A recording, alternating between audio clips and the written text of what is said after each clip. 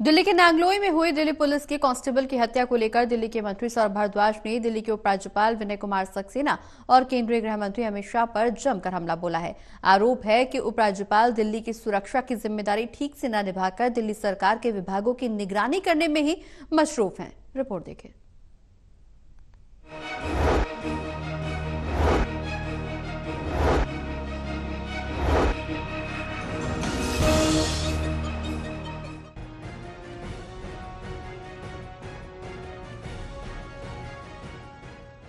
दिल्ली के नांगलोई में हुई दिल्ली पुलिस कांस्टेबल संदीप कुमार की हत्या ने दिल्ली के साथ ही दिल्ली सरकार पर भी असर डाला है।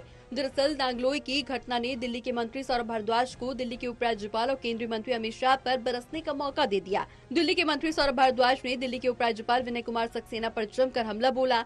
दिल्ली की सुरक्षा को लेकर उपराज्यपाल पर लापरवाही का रवैया अपनाने का आरोप भी लगाया। नारायणा के अंदर शोरूम के ऊपर गोलियां चली, एलजी साहब कब जाएंगे? मैं जानना चाहता हूँ। नांगलोई के अंदर गोलियां चली, एलजी साहब कब जाएंगे? यहाँ गुलाबी बाग के अंदर जिस व्यापारी की 4.25 करोड़ रुपए की लूट हो गई, उसके एलजी साहब कब जाएंगे? महिपालपुर के अंदर गोल्डी बरार 5 करोड़ रुपए मांग रहा है, 2:45 बजे उसके यहाँ फायरिंग हो रही है, वहां कब जाएंगे एलजी साहब?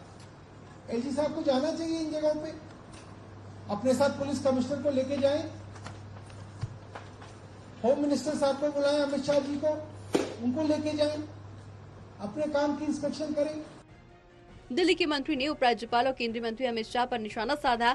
आरोप लगाया कि दिल्ली में कानून व्यवस्था बुरी तरह से चरमराई हुई है, लेकिन न तो उपराज्यपाल और न ही केंद्रीय गृह मंत्री अमित शाह ने इस ओर ध्यान दिया है।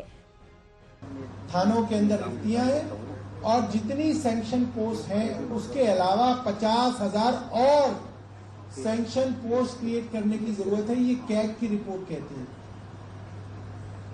ऐसे में न्याय व्यवस्था का यही हाल होना है, कानून व्यवस्था का यही हाल होना है, क्योंकि इस तरफ ध्यान नहीं है। एलजी साहब का ध्यान पिछले 2 सालों से सिर्फ इस पे है कि दिल्ली की चुनी हुई सरकार के काम किस तरह से रोके जाए, अपना काम किया जाए, इसकी प्रति कोई जिम्मेदारी नहीं, कोई ध्यान नहीं।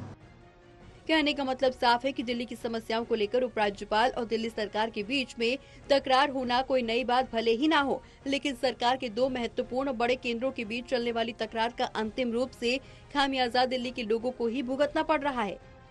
Delhi bureau, total TV.